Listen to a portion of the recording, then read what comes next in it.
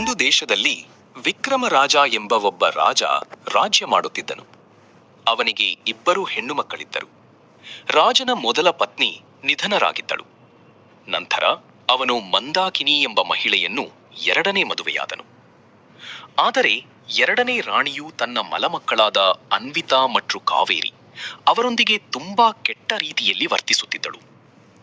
ರಾಜನು ಅರಮನೆಯಿಂದ ಹೊರಗೆ ಹೋದಾಗಲೆಲ್ಲ ಅವಳು 2ರ ಮೇಲೂ ತುಂಬಾ ಹಿಂಸೆ ನೀಡುತ್ತಿದ್ದಳು. ಅಷ್ಟೇ ಅಲ್ಲದೆ ಅವರ ಬಗ್ಗೆ ರಾಜನ ಬಳಿ ಸುಳ್ಳು ಆರೋಪಗಳನ್ನು ನಾಡಿ ಅವನ ಮನಸ್ಸಿನಲ್ಲಿ ಅವರ ವಿರುದ್ಧ ದ್ವೇಷ ಹುಟ್ಟಿಸುತ್ತಿದ್ದಳು. ಮಹಾರಾಜರೇ, ನಿಮ್ಗೆ ಒಂದು ಮಾತು ಹೇಳಬಹುದಾ? ನಿಮ್ಗೆ ಬೇಸರವಾಗದಿದ್ದರೆ? ನನ್ನೊಂದಿಗೆ ಮಾತನಾಡಲು ಮೊದಲು ಅನುಮತಿ ಕೇಳುವ ಅಗತ್ಯ ಏಕೆ ಬಂತು? ಹೇಳು, ಏನು ವಿಷಯ?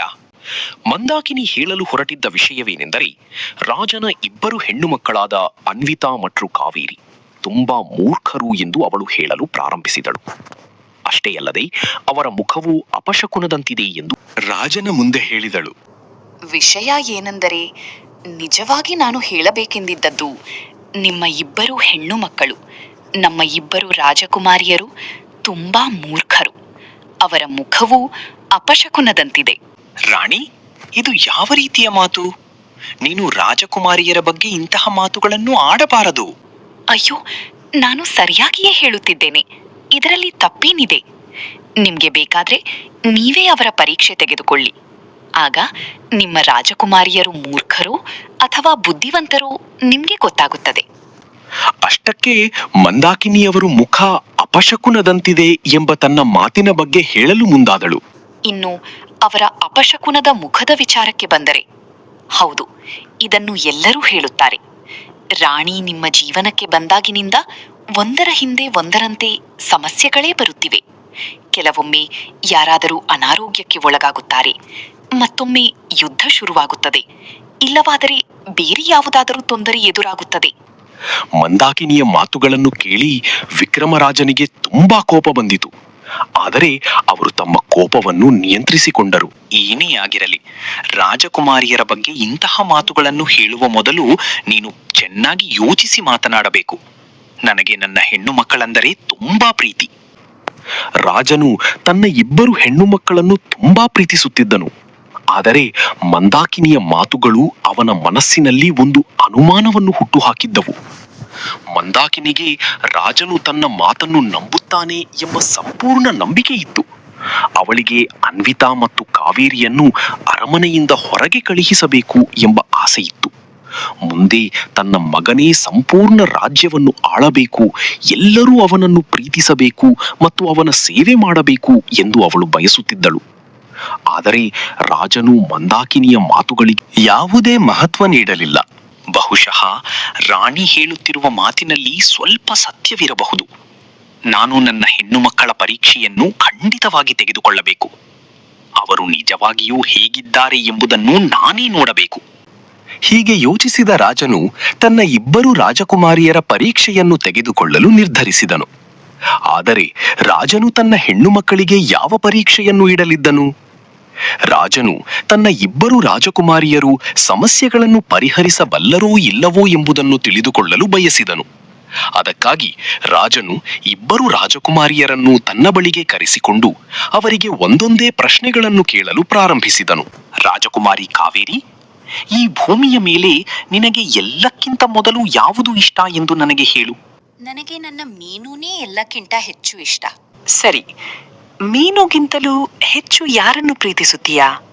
ಹೆಚ್ಚು ಈಗ ನಿಮ್ಮನ್ನೇ ಅಪ್ಪ. ನಿಮ್ಮಗಿಂತ ಹೆಚ್ಚು ನನಗೆ ಯಾರೂ ಇಷ್ಟವಿಲ್ಲ. ಚಿಕ್ಕ ರಾಜಕುಮಾರಿ ಕಾವೇರಿಯ ಬಳಿ ಅವಳಿಗೆ ತುಂಬಾ ಪ್ರಿಯವಾದ ಒಂದು ಬೆಕ್ಕಿತ್ತು. ಆ ಬೆಕ್ಕನ್ನು ಅವಳು ಚಿಕ್ಕವಳಿದ್ದಾಗಿನಿಂದಲೂ ತನ್ನ ಬಳಿಯೇ ಸಾಕುತ್ತಿದ್ದಳು. ಅದರ ಹೆಸರು ಮೀನು. ಅನಂತರ ರಾಜನು ತನ್ನ ದೊಡ್ಡ ರಾಜಕುಮಾರಿಯಾದ ಅನ್ವಿತಾಯ ಕಡೆಗೆ ತಿರುಗಿದನು. ಹಾಗಾದ್ರೆ ನೀನು ಹೇಳು ರಾಜಕುಮಾರಿ ಅನ್ವಿತಾ, ಈ ಜಗತ್ತಿನಲ್ಲಿ ನಿನಗೆ ಎಲ್ಲಕ್ಕಿಂತ ಹೆಚ್ಚು ಯಾರು ಇಷ್ಟ?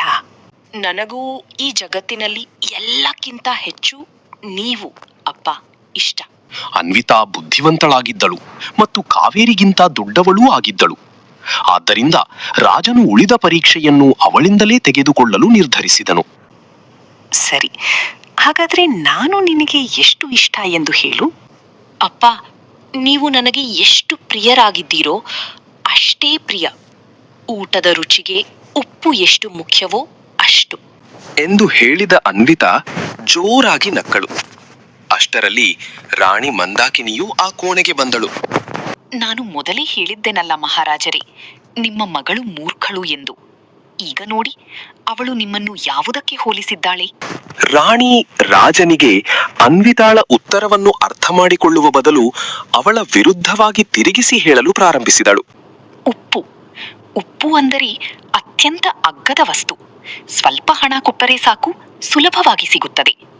ನಿಮ್ಮ ಸ್ವಂತ ಮಗಳು ನಿಮ್ಮನ್ನೇ ಉಪ್ಪಿಗೆ ಹೋಲಿಸಿದ್ದಾಳೆ.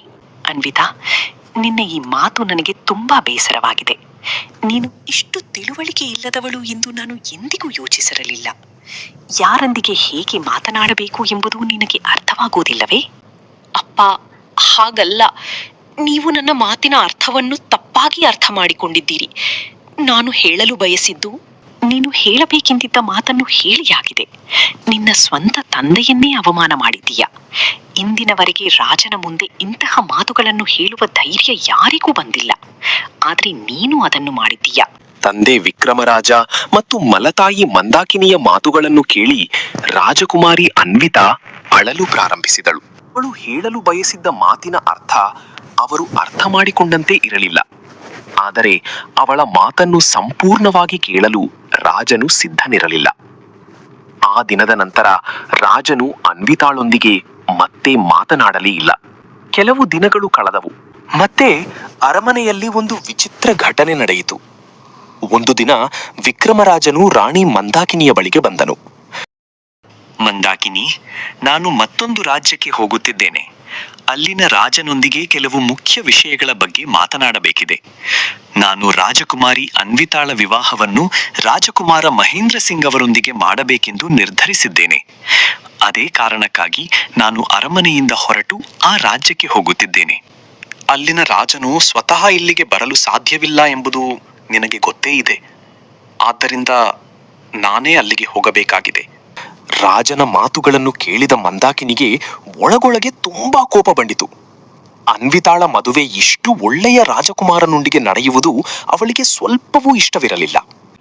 ಏನು, ಈ ಅನ್ವಿತಾಳ ಮದುವೆ ಮಹೇಂದ್ರ ಸಿಂಗ್ನಂತಹ ರಾಜಕುಮಾರನೊಂದಿಗೆ ನಡೆಯುತ್ತದೆಯೇ?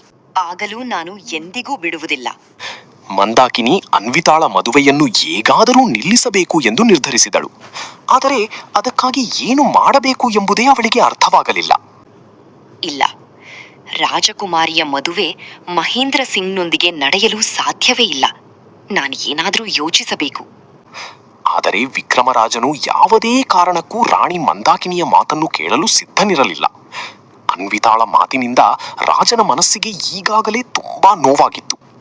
ಅವಳನ್ನು ಆದಷ್ಟು ಬೇಗ ಮದುವೆ ಮಾಡಿ ತನ್ನ ಕಣ್ಣಿನಿಂದ ದೂರ ಕಳುಹಿಸಬೇಕು ಎಂದು ರಾಜನು ನಿರ್ಧರಿಸಿದ್ದನು.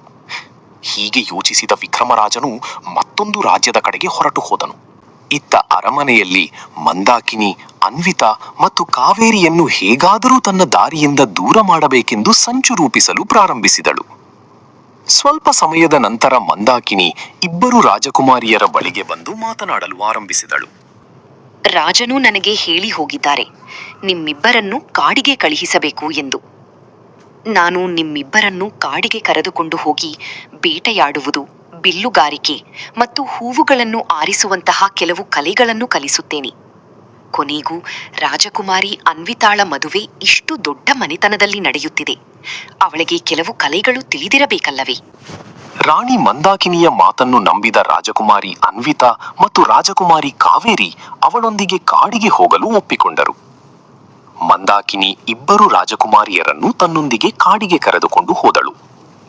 ಕಾಡಿಗೆ ಹೋದ ನಂತರ ರಾಣಿ ಇಬ್ಬರು ರಾಜಕುಮಾರಿಯರಿಗೂ ಬೇರೆ ಬೇರೆ ದಿಕ್ಕಿನಲ್ಲಿ ಹೋಗಿ ಬೇಟೆಯಾಡಲು ಹೇಳಿದಳು. ನೀವಿಬ್ಬರು ಬೇರೆ ಬೇರೆ ದಿಕ್ಕಿಗೆ ಹೋಗಿ ಬೇಟೆಯಾಡಿ. ಹೀಗೆ ಮಾಡಿದರೆ ನಿಮಗೆ ಬೇಟೆಯಾಡುವುದನ್ನು ಚೆನ್ನಾಗಿ ಕಲಿಯಲು ಸಾಧ್ಯವಾಗುತ್ತದೆ. ಬೇಟೆಯಾಡಲು ಹೇಳಿದಳು.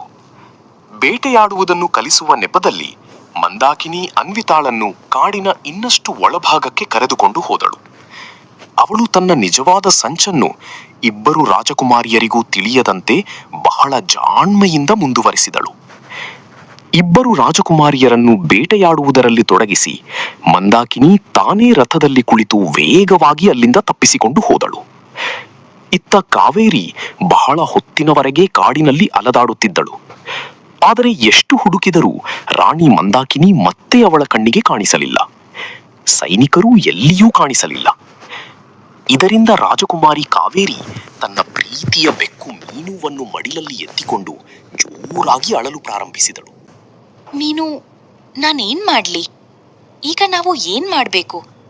ನಮಗೆ ಅರಮನೆಗೆ ಹೋಗುವ ದಾರಿಯೂ ಗೊತ್ತಿಲ್ಲ. ನಾನು ಅರಮನೆಯಿಂದ ಎಷ್ಟು ದೂರ ಬಂದಿದ್ದೇನೆ ಎಂಬುದೂ ನನಗೆ ಗೊತ್ತಿಲ್ಲ. ನಾನೇನ್ ಮಾಡ್ಲಿ? ನನ್ನ ಅಕ್ಕ ಅನ್ವಿತಾಳೂ ಕಾಣಿಸುತ್ತಿಲ್ಲ. ಹೀಗೆ ಅಳತ್ತಾ ಕಾವೇರಿಯ ಸ್ಥಿತಿ ತುಂಬಾ ಕೆಟ್ಟಿತ್ತು. ಇತ್ತ ಅನ್ವಿತಾಳ ಸ್ಥಿತಿಯು ಬೇರೆ ರೀತಿಯಲ್ಲಿರಲಿಲ್ಲ. ಅವಳು ಕಾಡಿನಲ್ಲಿ ದಾರಿ ತಪ್ಪಿ ತುಂಬಾ ಗೊಂದಲಕ್ಕೊಳಗಾಗಿದ್ದಳು. ಇನ್ನೊಂದೆಡೆ ರಾಣಿ ಮಂದಾಕಿನಿ ಮಾತ್ರ ತನ್ನ ಸಂಚು ಯಶಸ್ವಿಯಾಗಿದೆ ಎಂದುಕೊಂಡು ಸಂತೋಷ ಪಡುತ್ತಿದ್ದಳು. ರಾಣಿ ಮಂದಾಕಿನಿಗೆ ಇಂದು ತನ್ನ ಜೀವನದ ಅತಿ ದೊಡ್ಡ ಸಮಸ್ಯೆ ಬಗೆಹರಿದಿದೆ ಎಂದು ಅನಿಸಿತು. ಅನ್ವಿತಾ ಮತ್ತು ಕಾವೇರಿ ಎಂಬ ಇಬ್ಬರು ತನ್ನ ಜೀವನದಿಂದ ಹೊರಟು ಹೋಗಿದ್ದಾರೆ ಎಂದು ಅವಳು ಭಾವಿಸಿದಳು. ಇಂದು ನನ್ನ ಜೀವನದ ಅತಿ ದೊಡ್ಡ ಸಮಸ್ಯೆ ಬಗೆಹರಿದಿದೆ. ಈ ಇಬ್ಬರು ಮುಳ್ಳುಗಳು ನನ್ನ ಜೀವನದಿಂದ ಹೊರಟು ಹೋಗಿದ್ದಾರೆ. ಇನ್ನು ಮುಂದೆ ನಾನು ರಾಜ ಮತ್ತು ನನ್ನ ಮಗ ರಾಜಕುಮಾರ ವೀರನೊಂದಿಗೆ ಈ ಅರಮನೆಯಲ್ಲಿ ರಾಜ್ಯಭಾರ ಮಾಡುತ್ತೇನೆ. ಆದರೆ ಮಂದಾಕಿನಿ ಅರಮನೆಗೆ ಬಂದಾಗ ಅಲ್ಲಿ ರಾಜನನ್ನು ನೋಡಿ ಅವಳು ತುಂಬಾ ಆಘಾತಕ್ಕೊಳಗಾದಳು. ಏಕೆಂದರೆ ವಿಕ್ರಮರಾಜನು ಅವಳ ಎದುರಲ್ಲಿ ನಿಂತಿದ್ದನು. ರಾಜನು ತುಂಬಾ ಸಂತೋಷವಾಗಿರುವಂತೆ ಕಾಣುತ್ತಿದ್ದನು. ರಾಣಿ, ನಾನು ರಾಜಕುಮಾರಿ ಅನ್ವಿತಾಳ ಮದುವೆಯ ದಿನಾಂಕವನ್ನು ನಿಗದಿಪಡಿಸಿದ್ದೇನೆ. ಆದ್ರೆ ರಾಜಕುಮಾರಿ ಅರಮನೆಯಲ್ಲಿ ಇಲ್ಲವಲ್ಲ? ಏನರ್ಥ? ರಾಜಕುಮಾರಿ ಎಲ್ಲಿದ್ದಾಳೆ? ಈಗ ನೀನೆಲ್ಲಿಂದ ಬರುತ್ತಿದ್ದೀಯಾ? ನೀನು ಇಬ್ಬರು ರಾಜಕುಮಾರಿಯರನ್ನು ನಿನ್ನೊಂದಿಗೆ ಕರೆದುಕೊಂಡು ಹೋಗುತ್ತಿದ್ದೀಯೆ ಎಂದು ನಾನು ಕೇಳಿದ್ದೆ. ಇಲ್ಲ, ನಾನು ರಾಜಕುಮಾರಿಯರಿಬ್ಬರನ್ನು ನನ್ನೊಂದಿಗೆ ಎಲ್ಲಿಗೂ ಕರೆದುಕೊಂಡು ಹೋಗಿಲ್ಲ. ಬದಲಾಗಿ ಇಬ್ಬರು ರಾಜಕುಮಾರಿಯರು ಅರಮನೆಯಿಂದ ಕಾಣೆಯಾಗಿದ್ದಾರೆ. ರಾಜಕುಮಾರಿಯರು ಹೇಗೆ ಕಾಣೆಯಾಗಲು ಸಾಧ್ಯ? ರಾಣಿ, ನೀನೇನು ಹೇಳುತ್ತಿದ್ದೀಯೆ? ನನಗೆ ಎಲ್ಲವನ್ನೂ ಸ್ಪಷ್ಟವಾಗಿ ಹೇಳು. ನಾನು ರಾಜಕುಮಾರಿ ಅನ್ವಿತಾಳಿಗೆ ಈ ವಿಷಯದ ಬಗ್ಗೆ ಹೇಳಿದ್ದೆ. ನೀವು ಅವಳ ಮದುವೆಯನ್ನು ಮಹೇಂದ್ರ ಸಿಂಗ್ ಅವರೊಂದಿಗೆ ಮಾಡಿಸಲು ಬಯಸುತ್ತಿದ್ದೀರಿ ಎಂದು ತಿಳಿಸಿದ್ದೆ. ಆಗ ರಾಜಕುಮಾರಿ ಅನ್ವಿತಾ ಈ ಅರಮನೆಯನ್ನು ಬಿಟ್ಟು ಹೋಗುವುದಾಗಿ ಹೇಳಿದಳು. ಆದರೆ ಮಹೇಂದ್ರ ಸಿಂಗ್ ಅವರೊಂದಿಗೆ ಮದುವೆಯಾಗಲು ಅವಳು ಸಿದ್ಧಳಿರಲಿಲ್ಲ. ಅವಳು ಬೇರೊಬ್ಬರನ್ನು ಪ್ರೀತಿಸುತ್ತಿದ್ದಾಳೆ ಎಂದು ಹೇಳಿದಳು. ಮಂದಾಕಿನಿ ತನ್ನ ಸುಳ್ಳಿನ ಕಥೆಯನ್ನು ಮುಂದುವರಿಸಿದಳು. ನಾನು ಅವಳಿಗೆ ಎಷ್ಟೇ ತಿಳಿ ಹೇಳಿದರೂ ಅವಳು ಕೇಳಲಿಲ್ಲ. ಕೊನೆಗೆ ರಾಜಕುಮಾರಿ ಕಾವೇರಿಯನ್ನು ಕರೆದುಕೊಂಡು ಅರಮನೆಯಿಂದ ಓಡಿ ಹೋದಳು. ನಾನು ಅವರಿಬ್ಬರನ್ನು ಹುಡುಕಿಕೊಂಡು ಹೋಗಿದ್ದೆ. ಆದರೆ ಅವರು ನನಗೆ ಎಲ್ಲಿಯೂ ಸಿಗಲಿಲ್ಲ. ಮಂದಾಕಿನಿಯ ಈ ಮಾತುಗಳನ್ನು ಕೇಳಿ ವಿಕ್ರಮರಾಜನಿಗೆ ತುಂಬಾ ಕೋಪ ಬಂತು. ತನ್ನ ಹೆಣ್ಣು ಮಕ್ಕಳು ಅರಮನೆಯಿಂದ ಓಡಿ ಹೋಗಿದ್ದಾರೆ ಎಂಬುದನ್ನು ಕೇಳಿ ಅವರು ಕೋಪದಿಂದ ಕುದಿಯತೊಡಗಿದರು. ನಾನು ರಾಜಕುಮಾರಿ ಅನ್ವಿತಾಳನ್ನು ಕ್ಷಮಿಸುವುದಿಲ್ಲ. ಅವಳಿಗೆ ಖಂಡಿತ ಶಿಕ್ಷೆ ನೀಡುತ್ತೇನೆ. ತನ್ನ ಅಕ್ಕನಿಗೆ ಸಹಾಯ ಮಾಡಿ ಅವಳೊಂದಿಗೆ ಓಡಿ ಹೋದ ರಾಜಕುಮಾರಿ ಕಾವೇರಿಗೂ ಶಿಕ್ಷೆ ನೀಡುತ್ತೇನೆ. ಆದರೆ ರಾಜನಿಗೆ ಗೊತ್ತಿರಲಿಲ್ಲ, ಮಂದಾಕಿನಿ ಹೇಳುತ್ತಿದ್ದ ಈ ಕಥೆಯೆಲ್ಲವೂ ಒಂದು ದೊಡ್ಡ ಸುಳ್ಳಾಗಿತ್ತು.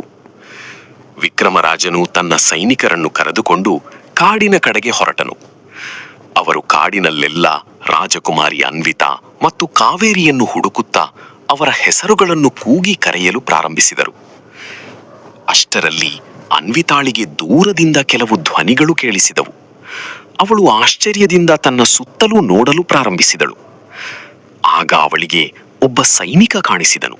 ನಾನಿಲ್ಲಿದ್ದೇನೆ. ನಾವು ಬಹಳ ಸಮಯದಿಂದ ನಿಮ್ಮನ್ನು ಹುಡುಕುತ್ತಿದ್ದೇವೆ. ರಾಜಕುಮಾರಿಯೇ, ರಾಜರು ತುಂಬಾ ಕೋಪಗೊಂಡಿದ್ದಾರೆ. ರಾಣಿ ಮಂದಾಕಿನಿ ನಿಮ್ಮ ವಿರುದ್ಧ ರಾಜರಿಗೆ ತಪ್ಪು ಮಾಹಿತಿ ನೀಡಿದ್ದಾರೆ. ನೀವು ಅರಮನೆಯಿಂದ ಓಡಿ ಹೋಗಿದ್ದೀರಿ ಎಂದು ಅವರು ನಂಬುವಂತೆ ಮಾಡಿದ್ದಾರೆ. ರಾಜಕುಮಾರಿಯೇ, ನೀವು ಹೇಳುವ ಮಾತನ್ನು ರಾಜರು ನಂಬುವುದಿಲ್ಲ ಎಂದು ರಾಣಿ ಅವರಿಗೆ ಹೇಳಿದ್ದಾಳೆ. ನಿಮ್ಮ ತಾಯಿ ರಾಣಿ ಹೇಳಿದ್ದೇನೆಂದರೆ, ರಾಜನ ಕೋಪ ಕಡಿಮೆಯಾಗುವವರೆಗೆ ನೀವು ಯಾವುದಾದರೂ ಸುರಕ್ಷಿತ ಸ್ಥಳದಲ್ಲಿ ಅಡಗಿ ಕುಳಿತುಕೊಳ್ಳಬೇಕು. ರಾಜನ ಕೋಪ ಕಡಿಮೆಯಾದ ನಂತರ ಅವರ ಮುಂದೆ ಹೋಗಿ ನಿಮ್ಮ ಮಾತನ್ನು ಅವರಿಗೆ ತಿಳಿಸಬಹುದು. ರಾಜಕುಮಾರಿಯೇ, ನಾನು ನಿಮ್ಮ ಒಳಿತನ್ನೇ ಬಯಸಿ ಈ ಮಾತನ್ನು ಹೇಳುತ್ತಿದ್ದೇನೆ. ರಾಜಕುಮಾರಿಯೇ, ನಿಮಗೆ ಗೊತ್ತೇ ಇದೆ, ರಾಜರು ರಾಣಿಯ ಮಾತನ್ನು ನಂಬುತ್ತಾರೆ, ಅವರ ಮಾತಿನಂತೆಯೇ ನಡೆದುಕೊಳ್ಳುತ್ತಾರೆ. ನಾನು ಈಗ ರಾಜಕುಮಾರಿ ಕಾವೇರಿಯನ್ನು ಹುಡುಕಲು ಹೋಗುತ್ತಿದ್ದೇನೆ. ದೇವರಲ್ಲಿ ಪ್ರಾರ್ಥಿಸುತ್ತೇನೆ, ರಾಜಕುಮಾರಿ ಕಾವೇರಿ ಸುರಕ್ಷಿತವಾಗಿ ಸಿಗಲಿ. ಅವಳು ಇನ್ನು ತುಂಬಾ ಚಿಕ್ಕವಳು. ಅನ್ವಿತಾ ಸೈನಿಕ ಭೀಮರಕ್ಷಕನ ಮಾತುಗಳನ್ನು ಕೇಳಿ ಬೆಚ್ಚಿಬಿದ್ದಳು. ಸೈನಿಕ ಭೀಮರಕ್ಷಕ ರಾಜಕುಮಾರಿಯ ಸ್ಥಿತಿಯನ್ನು ಅರ್ಥ ಮಾಡಿಕೊಂಡು ಅವಳಿಗೆ ಸಹಾಯ ಮಾಡಲು ಪ್ರಯತ್ನಿಸುತ್ತಿದ್ದನು. ಹೀಗೆ ಹೇಳಿ ಸೈನಿಕ ಭೀಮರಕ್ಷಕ ಕಾವೇರಿಯನ್ನು ಹುಡುಕಲು ಹೊರಟನು. ಹೀಗೆ ಯೋಚಿಸುತ್ತಾ ಸೈನಿಕ ಭೀಮರಕ್ಷಕನಿಗೆ ಚಿಂತೆಯಾಯಿತು. ಇತ್ತ ಅನ್ವಿತಾ ಕೂಡ ತುಂಬಾ ಗೊಂದಲಕ್ಕೊಳಗಾಗಿದ್ದಳು. ಈಗ ತಾನು ಅರಮನೆಗೆ ಹಿಂತಿರುಗಲು ಸಾಧ್ಯವಿಲ್ಲ ಎಂದು ಅವಳಿಗೂ ಅರ್ಥವಾಯಿತು. ಹೀಗೆ ಯೋಚಿಸುತ್ತಾ ರಾಜಕುಮಾರಿ ಅನ್ವಿತಾ ಸೈನಿಕ ಭೀಮರಕ್ಷಕನು ಹೇಳಿದ ದಾರಿಯಲ್ಲೇ ನಡೆಯಲು ಪ್ರಾರಂಭಿಸಿದಳು. ಸ್ವಲ್ಪ ಸಮಯದ ನಂತರ ಅವಳೊಂದು ಹಳ್ಳಿಗೆ ತಲುಪಿದಳು. ಆ ಹಳ್ಳಿಯಲ್ಲಿ ಮೊದಲಿಗೆ ಕಾಣಿಸಿಕೊಂಡ ಮನೆ ಒಬ್ಬ ಬಡ ಕಟ್ಟಿಗೆ ಕಡಿಯುವನದ್ದಾಗಿತ್ತು. ಅನ್ವಿತಾ ಆ ಮನೆಯೊಳಗೆ ಹೋದಳು. ಅಯ್ಯೋ ಮಗಳೇ, ನೀನ್ ಯಾರು? ರಾಜಕುಮಾರಿ ಅನ್ವಿತಾ ತನ್ನ ಸಂಪೂರ್ಣ ಕಥೆಯನ್ನು ಆ ಕಟ್ಟಿಗೆ ಕಡಿಯುವವನಿಗೆ ಹೇಳಿದಳು. ಮಗಳೇ, ನಿನ್ ಕಥೆಯನ್ನು ಕೇಳಿ ನನಗೆ ತುಂಬಾ ದುಃಖವಾಯಿತು. ನಿನ್ಗೆ ಎಷ್ಟು ದಿನ ಇಲ್ಲಿ ಇರ್ಬೇಕೆನ್ಸಿದ್ರು ಅಷ್ಟು ದಿನ ನೀನ್ ಇಲ್ಲಿರ್ಬೋದು. ನೀನು ನಮ್ಮ ಮಗಳಾಗಿ ಇಲ್ಲೇ ಇರು. ನಿನ್ನಿಂದ ನಮ್ಗೆ ಯಾವುದೇ ದೂರಿರುವುದಿಲ್ಲ. ನಾವು ಮಾತು ಕೊಡ್ತೇವೆ, ನಮ್ಮಿಂದ ಸಾಧ್ಯವಾದಷ್ಟು ಎಲ್ಲವನ್ನೂ ನಿನಗಾಗಿ ಖಂಡಿತ ಮಾಡ್ತೇವೆ. ಅನ್ವಿತಾಳ ಸಂಪೂರ್ಣ ಕಥೆಯನ್ನು ತಿಳಿದ ನಂತರ ಅವಳೂ ರಾಜಕುಮಾರಿಯನ್ನು ತನ್ನ ಸ್ವಂತ ಮಗಳಂತೆ ಸ್ವೀಕರಿಸಿದಳು. ಅನ್ವಿತಾ ಆ ಬಡ ಕಟ್ಟಿಗೆ ಕಡಿಯುವವನ ಕುಟುಂಬದ ಮಗಳಾಗಿ ಅಲ್ಲಿಯೇ ಉಳಿಯಲು ನಿರ್ಧರಿಸಿದಳು. ಅವರ ಸೇವೆ ಮಾಡುವುದಾಗಿ ಮನಸ್ಸಿನಲ್ಲಿ ತೀರ್ಮಾನಿಸಿದಳು. ನಾಡಿನ ಒಂದು ಕಡೆಗೆ ನಡೆಯುತ್ತಾ ಹೋಗುತ್ತಿದ್ದಳು. ಅಷ್ಟರಲ್ಲಿ ವಿಕ್ರಮರಾಜನು ಅವಳ ಎದುರಿಗೆ ಬಂದನು. ಕಾವೇರಿ ತನ್ನ ತಂದೆ ವಿಕ್ರಮರಾಜನನ್ನು ಎದುರಿಗೆ ನೋಡಿದ ತಕ್ಷಣವೇ ಅವಳಿಗೆ ತನ್ನ ದುಃಖವನ್ನು ತಡೆಯಲಾಗಲಿಲ್ಲ. ಅವಳು ಜೋರಾಗಿ ಅಳಲು ಪ್ರಾರಂಭಿಸಿದಳು. ಕಾವೇರಿಗೆ ತನ್ನ ತಂದೆಯನ್ನು ನೋಡಿದ ತಕ್ಷಣವೇ ಅಳುವು ಬಂದಿದ್ದಾಳೆ. ಅವಳು ನಿನ್ನನ್ನು ಕಾಡಿನಲ್ಲಿ ಬಿಟ್ಟು ಹೋದ ಹಾಗೆಯೇ ರಾಜಕುಮಾರಿ ಅನ್ವಿತಾಳು ಕಾಡಿನಲ್ಲೇ ಎಲ್ಲೋ ದಾರಿ ತಪ್ಪಿ ಅಲೆಯುತ್ತಿರಬಹುದು. ಆದರೆ ಅನ್ವಿತಾ ಬುದ್ಧಿವಂತಳು, ನಿನಗಿಂತ ದೊಡ್ಡವಳೂ ಹೌದು. ಅವಳಿಗೆ ಅರಮನೆಗೆ ಹೋಗುವ ದಾರಿಗಳು ಗೊತ್ತಿರಬಹುದು. ಮಂದಾಕಿನಿಯನ್ನು ಜೀವಂತವಾಗಿ ಬಿಡುವುದಿಲ್ಲ.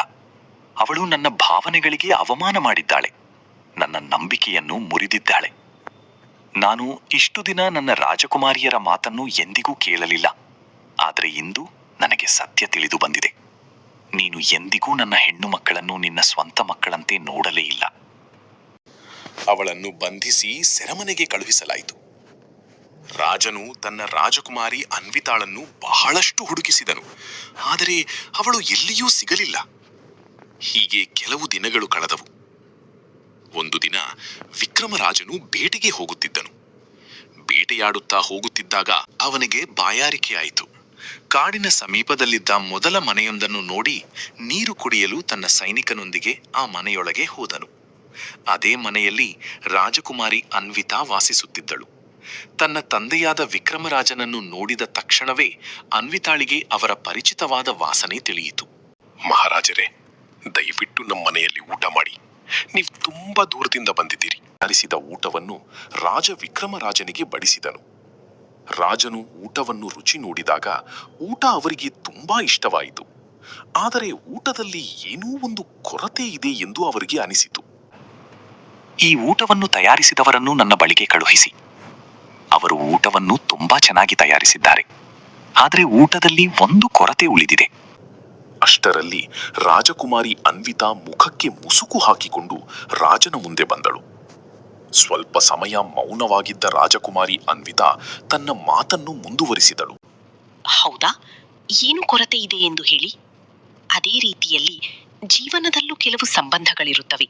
ಅವು ನಮ್ಮ ಜೊತೆಯಲ್ಲಿ ಇಲ್ಲದಿದ್ದರೆ ಜೀವನದ ಸಂತೋಷವೇ ಅಪೂರ್ಣವಾಗುತ್ತದೆ.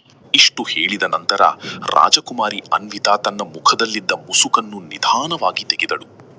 ಅವಳ ಮುಖವನ್ನು ನೋಡಿದ ವಿಕ್ರಮರಾಜನು ಆಶ್ಚರ್ಯದಿಂದ ಬೆಚ್ಚಿಬಿದ್ದನು. ನೀವು ಸರಿಯಾಗಿಯೇ ಹೇಳಿದ್ದೀರಿ. ಯಾವುದೇ ರೀತಿಯ ಅಡುಗೆ ಇರಲಿ, ಅದರಲ್ಲಿ ಉಪ್ಪಿಗೆ ಬಹಳ ಮುಖ್ಯವಾದ ಸ್ಥಾನವಿದೆ. ಊಟದಲ್ಲಿ ಉಪ್ಪು ಕಡಿಮೆಯಾದರೆ ಊಟದ ರುಚಿಯೇ ಕಡಿಮೆಯಾಗುತ್ತದೆ. ಅನ್ವಿತಾ, ನನ್ನ ಮಗಳೇ, ಇಷ್ಟು ದಿನ ನೀನು ಎಲ್ಲಿದ್ದೆ? ನಿನಗೆ ನಾನು ನಿನ್ನನ್ನು ಕೊಲ್ಲಲು ಹುಡುಕುತ್ತಿದ್ದೇನೆ ಎಂದು ಸುಳ್ಳು ಹೇಳಿದ ಆ ಸೈನಿಕನಿಗೂ ನಾನು ಕಠಿಣ ಶಿಕ್ಷೆ ನೀಡುತ್ತೇನೆ. ನಾನು ನಿನ್ನನ್ನು ಹುಡುಕುತ್ತಿದ್ದದ್ದು ನಿಜ, ಆದರೆ ನಿನ್ನನ್ನು ಕೊಲ್ಲಲು ಅಲ್ಲ.